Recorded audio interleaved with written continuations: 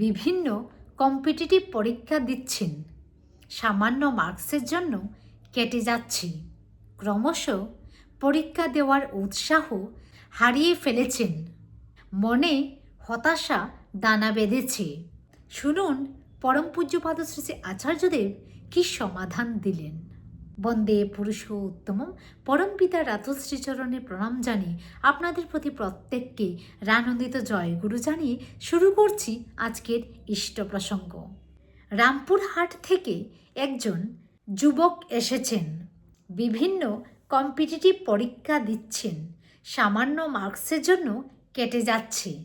ক্রমশ পরীক্ষা দেওয়ার উৎসাহ হারিয়ে ফেলছেন। মনে হতাশা দানা বাঁধছে। তিনি আচার্যদেবের কাছে দিশা প্রার্থনা করলেন। আচার্যদেব সেই যুবকের উদ্দেশ্যে বলতে লাগলেন, নিষ্ঠাসহ যাজন শুরু কর, রোজ নাম করবে, একদিনও বাদ দেবে না। এটা যতক্ষণ না হচ্ছে তুমি এলোমেলো রয়েছ।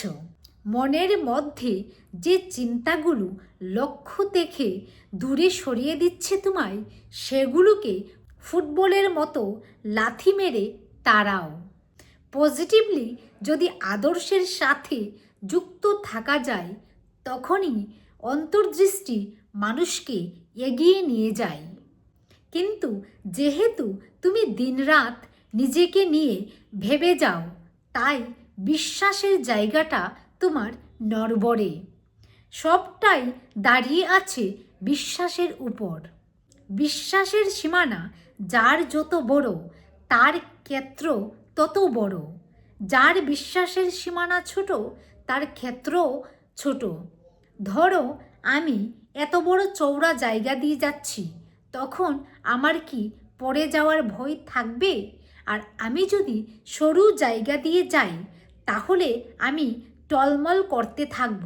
এই বুঝি পড়ে যাব, এই বুঝি পার হতে পারবো না। তাই বিশ্বাসের ক্ষেত্র যত সংকীর্ণ, তার প্রতি মুহূর্তে ফেইলার, ব্যর্থতার ভয় তত বেশি। সাকসেস, সাফল্যটা দাঁড়িয়ে থাকে এই ভয়টার ঠিক উপরে। তাই ভয়গুলোকে আগে কাটতে হয়। আচার্যদেব সেই যুবকের রুদ্ধদ্বার হৃদয়কে উন্মুক্ত করে এগিয়ে যাওয়ার দিশা দেখালেন। জীবন থেমে থাকার নয়, এলোমেলো চলনে লক্ষ্য স্থির রাখা কঠিন। যুবকটি লক্ষ্য পূরণের এক মহৎ তুক পেয়ে গেলেন। তিনি প্রণাম করে বিদায় নিলেন। জয় গুরু।